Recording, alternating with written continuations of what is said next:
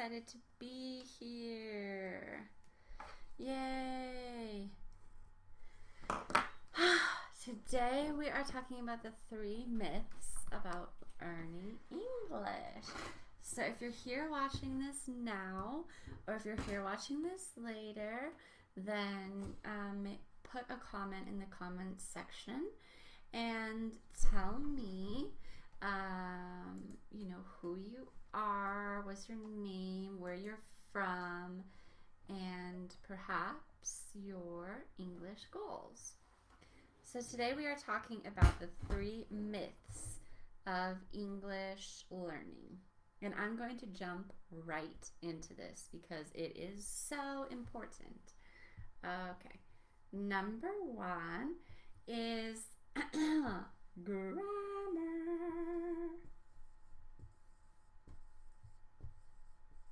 I want to start off by saying that I'm not a huge fan of grammar. Grammar for me is not the most important thing. And what I always get this from my students: what grammar should I be learning? Blah, blah, blah, blah, blah. And they focus so much on grammar that they forget the importance of English as a language. English is alive. Imagine a child for a second. If you're a child learning a new language, when you are learning that language and you're just starting out, do you sit down and study grammar? The answer is no. Eventually, maybe one day you sit down and do some grammar in school, but most of the grammar that you're going to be learning as an ESL learner comes from what you hear. So many of my students say, oh, I need to study grammar, I need to study grammar, I need to study grammar. And they say, oh, you're a native speaker. And so, hi Aziz. And so you think you don't need grammar. But I'm here to tell you today that grammar is not the most important thing to focus on. What you need to focus on is setting goals. Setting goals. And I'm going to explain to you why this is the case. Now, my students will want to learn English. Let's say this is their goal. I want to learn English, right? And they're all the way over here. They don't speak English very well, blah, blah, blah. And they want to get to here. And so they go online and they start watching YouTube videos about how to study grammar. And they talk about all the different kinds of verbs and modal verbs and phrasal verbs and idioms and all of that. And they end up wasting time and money. Whereas if you have a goal and you know exactly what you want from English, you're going to start here and you're going to skip all of this and you're going to go straight to here. Now, why do I talk about goals? Well, goals will help motivate you. Goals will give you a place to go, and goals will help you get there faster. Because if you say, I want to learn English, then I say, congratulations, I'm happy for you. But what do you want to learn about English? And so they say, well, I want to learn English because it's an international language. And I say, that's not a goal. You need to know what you want from English, and you need to tell us what it is you want. Or you're going to go like this. And you're going to waste your time and you're going to waste your money. And you can study grammar for as long as you want. You can study all the different types of verbs. But when it comes to speaking English, actually speaking English, you won't be able to. And this happens so many times to my students. They say to me, teacher, teacher, teacher, why am I not learning English fast enough? Why can't I speak English? Hi, Lynn. Why can't I speak English? And 100% of the time, it's because they're focusing too much on grammar. They want to know about prepositions. They want to know about passive versus active. They want to know about all this stuff. When I tell them, focus on what you need from English. Focus on why you want to study English. And when you focus on why you want to study English and you focus on what's important for you, this won't happen. This will happen. So that's number one. The number one myth for learning English is that don't study grammar. Grammar can be useful in certain situations, but don't start here. Don't start here. Yes, you need to learn grammar. Do it when you know why you're learning English, how you're learning English, when you're learning English, and what you're learning English for. Okay, myth number 2 is fluency. La la la la la.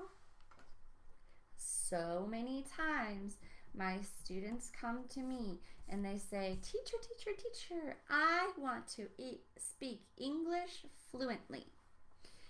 And then my very first question to them always is, how will you know that you are fluent? And then I get answers like, oh, well, I know I'm fluent when I can talk about everything in English. Or I know I'm fluent when I don't make any mistakes in English. And then I always respond that I'm fluent, I am a native speaker, I'm an English teacher. Do you think that I can talk about everything in English? Do you think that if tomorrow the UN asked me to give a presentation about budgets in countries around the world, that I would be able to use every correct vocabulary word? No, I wouldn't. Right? So in that case, well, then I'm not fluent. And then the second one is, I won't make any mistakes. Now, I'm a native speaker, I'm an English teacher, and do you think I make 0 mistakes when I speak? I make mistakes, and I can't talk about everything. I can't talk to you about electrical engineering with the correct vocabulary. I can't, because I don't know that. However, I can communicate in English concerning the things that are important for my life. I can talk to my loved ones. I can talk to my students. I can talk to people on the street. And I'm fluent, right? So the idea that you will magically reach fluency one day is a dream. What I want you to focus on, and I'm going to repeat myself, are goals, right? You are not going to learn English today or tomorrow or even within the next 6 weeks if what you're doing is trying to be fluent. You need to be specific about what you want English for. Do you want it for a job? Do you want it to travel? Do you need it for school? If you know, okay, I need it for a job, then you can dedicate your time by saying, I'm right here, and I need to get here. This is my job interview, and this is me. And so instead of being like, oh, I want to be fluent, and so I'm going to watch English TV, and I'm also going to listen to music, and I'm also going to learn about fruits and vegetables, and I'm also going to learn some common phrases, and blah, blah, blah, blah, blah, blah, blah, blah, blah, and waste your time and waste your money. If you know what your goal is, and hint, it's not fluency. Your goal is to pass a job interview, then you can go straight there. You can learn job interview questions. You can learn job interview answers. You can prepare certain vocabulary words, and you will get from here to here much faster. Hi, Francesco. How are you? Right? So, again, grammar is not the most important thing. Sure, it's helpful. It's not the most important thing. Fluency, not the most important thing. Sure, it's important, I suppose, in the future, but if you set yourself, over the next 6 months, you set yourself 6 goals, then you will be very close to fluency concerning the things that are specific and important to you. Yes, you can learn colors, and yes, you can learn animals, and yes, you can learn modal verbs and idioms, but when you create a plan, a specific plan about what you need for English, then in 6 months, you'll be closer to fluency than if you're just not using goals at all.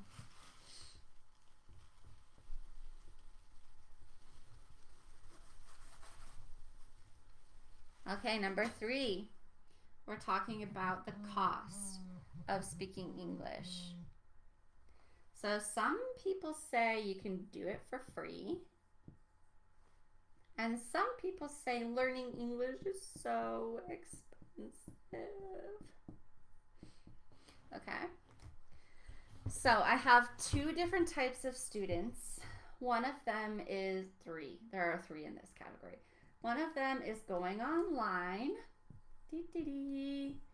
and wants to learn English, and so they watch YouTube videos and they join a speaking group and they look at some vocabulary and they look at some grammar stuff, and they go like this, right? And they do it all for free.